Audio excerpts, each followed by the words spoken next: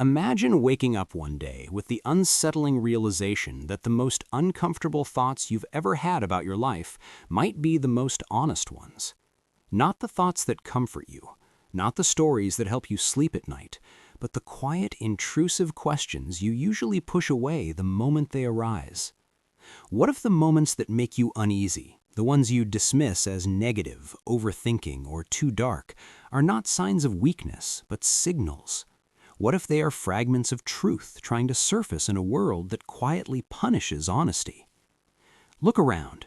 Notice how quickly people turn away from uncomfortable conversations, how fast they label difficult ideas as toxic, dangerous, or unnecessary. Notice how often truth is softened, diluted, or reshaped until it no longer threatens anyone. And ask yourself something unsettling.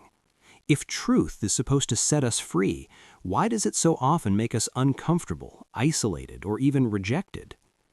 There's a strange paradox at the heart of modern life. We claim to value honesty, authenticity, and being real. We celebrate truth in theory, yet in practice we reward agreement, comfort, and emotional safety far more than clarity.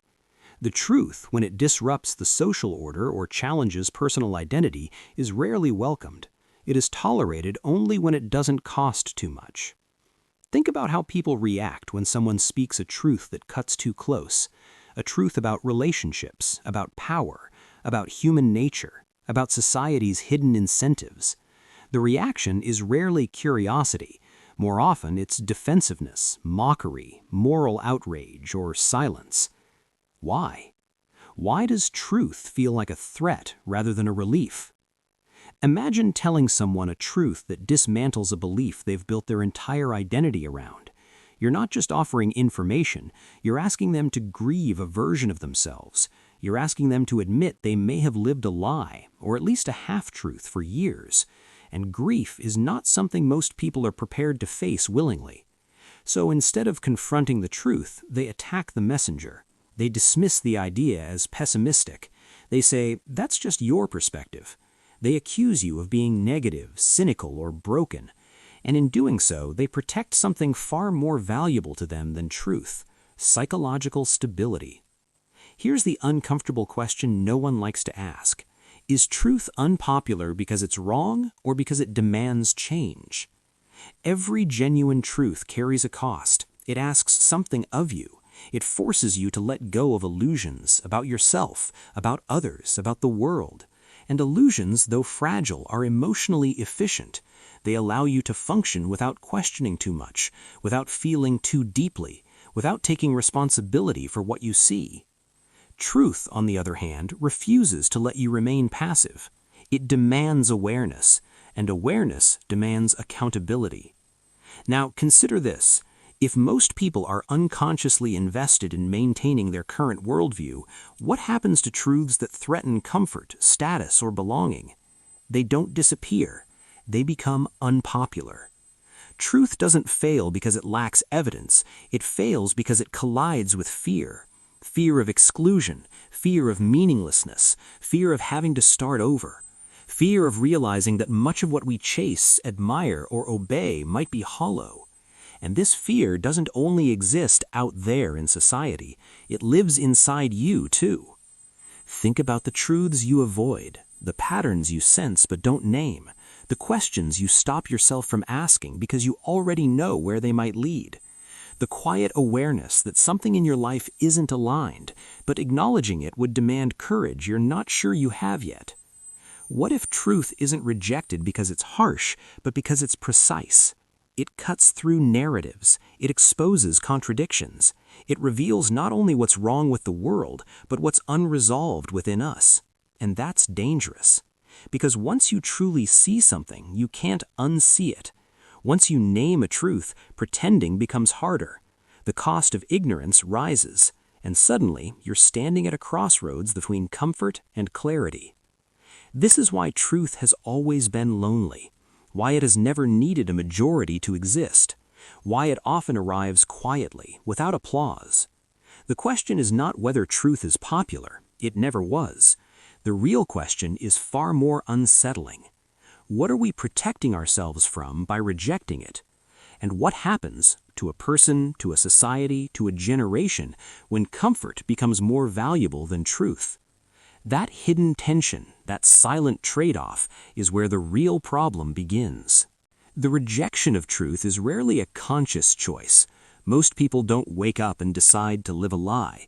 Instead, the avoidance of truth is woven quietly into the architecture of the human mind, shaped by fear, reinforced by society, and justified by stories that feel necessary for survival. At the psychological level, truth threatens identity, and identity, once formed, behaves like a fortress. According to Carl Jung, the human psyche is not oriented toward truth by default, it's oriented toward stability. The ego's primary task is not to discover reality as it is, but to protect the image of who we believe we are. Anything that contradicts that image is experienced not as information, but as danger. This is why truth feels like an attack. When an idea challenges your beliefs, it doesn't merely dispute a thought, it destabilizes a structure, a worldview, a sense of self. And the psyche reacts the same way it would to physical threat, with resistance, denial, or aggression. You don't argue with truth because it's weak, you argue because it's strong enough to unsettle you. This resistance is intensified by what Jung called the shadow, the parts of ourselves we reject, repress, or refuse to acknowledge. Truth has a way of illuminating the shadow. It exposes hypocrisy, unconscious motives, hidden desires, and moral contradictions. And few things are more uncomfortable than seeing yourself clearly. So instead, we project. We label truth-tellers as bitter, arrogant, or dangerous. We reduce complex insights into oversimplified caricatures. We don't say, "This idea threatens my identity." We say, "This idea is wrong." But psychology alone doesn't explain why entire societies resist truth so effectively. For that, you have to look at philosophy and power. Friedrich Nietzsche understood something most people still struggle to accept. Truth has never been neutral. Truth reshapes values, and whoever controls values controls direction. This is why societies tend to prefer comforting narratives over destabilizing insights. A population that questions deeply becomes difficult to manage. Nietzsche warned that most moral systems are not built to reveal truth, but to preserve order. They reward conformity, obedience, and predictability because those traits make people governable. Truth, especially uncomfortable truth, disrupts this balance. It asks individuals to think independently, to reassess inherited beliefs, to confront meaning without external guarantees. And that is dangerous to any system built on compliance. Now consider Arthur Schopenhauer, who argued that human beings are driven less by reason but by desire and avoidance of suffering. From this perspective, truth becomes unpopular not because it's false, but because it interferes with desire. It tells you that what you want may not fulfill you, that what you chase might be empty, that the pleasure you depend on may be a distraction from deeper dissatisfaction. Truth doesn't just take things away, it exposes futility. And when desire is threatened, the response is rarely curiosity, it's hostility. This hostility is amplified in modern culture, where discomfort is treated as something pathological rather than meaningful. We are taught to protect our peace, to avoid negativity, to curate experiences that feel good. But this creates a subtle psychological conditioning. Anything that causes discomfort must be harmful. Truth becomes indistinguishable from threat. Aldous Huxley foresaw this danger with terrifying clarity. He warned that societies would no longer need to censor truth if they could distract people from wanting it.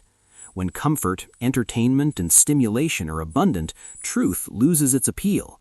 Why confront reality when you can escape it? And this is where the problem deepens.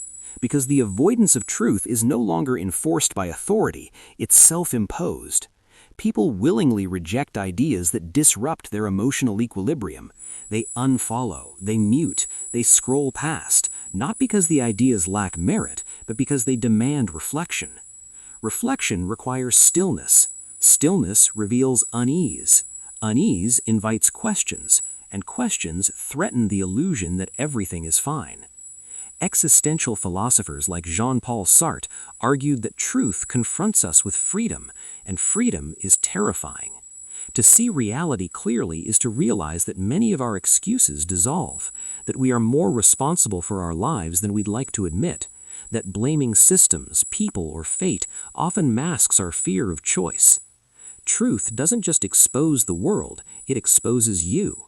And that's why truth feels heavy, why it isolates, why it often arrives alone. It strips away psychological padding. It leaves you face to face with uncertainty, responsibility, and the absence of guarantees. And yet, despite all this, truth continues to surface. It appears in moments of crisis, in breakdowns, in quiet realizations at night when distractions fade.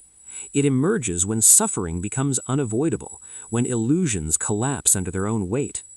Which raises an unsettling possibility. What if